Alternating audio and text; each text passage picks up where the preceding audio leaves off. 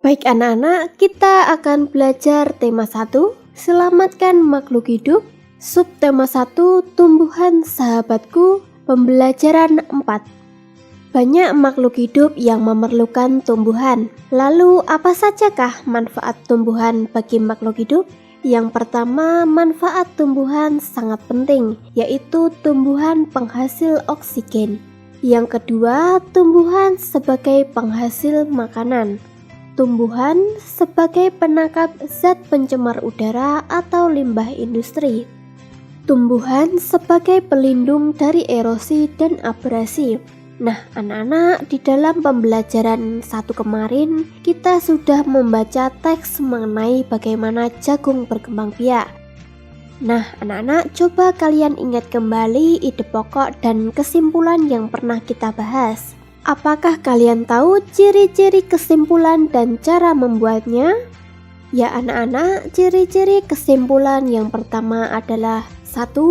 Menggunakan bahasa yang baik dan benar. 2. Menggunakan bahasa yang mudah dipahami.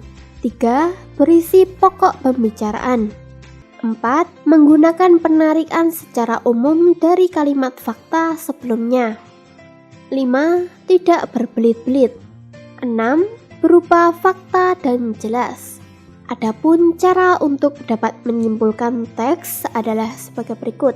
Coba kalian perhatikan secara baik-baik ya. 1. Membaca teks.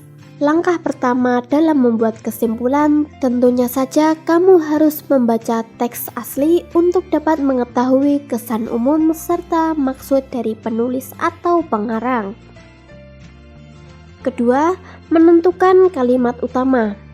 Tentukan kalimat utamanya. Kalimat utama merupakan kalimat yang mengandung gagasan utama dari sebuah paragraf. Nah, anak-anak, biasanya kalimat utama itu terletak di awal atau di akhir suatu paragraf. 3. Buatlah kesimpulan. Susunlah kalimat berdasarkan dengan inti kalimat agar menjadi sebuah kesimpulan. Nah, anak-anak, menjaga tumbuhan sudah menjadi kewajiban kita semua. Kita harus bekerja sama dengan orang lain. Kerjasama merupakan wujud penerapan dari salah satu sila Pancasila. Apakah kalian tahu sila keberapakah itu? Kerjasama dengan orang lain merupakan pengamalan sila ketiga. Kenapa sila ketiga? Apakah kalian tahu?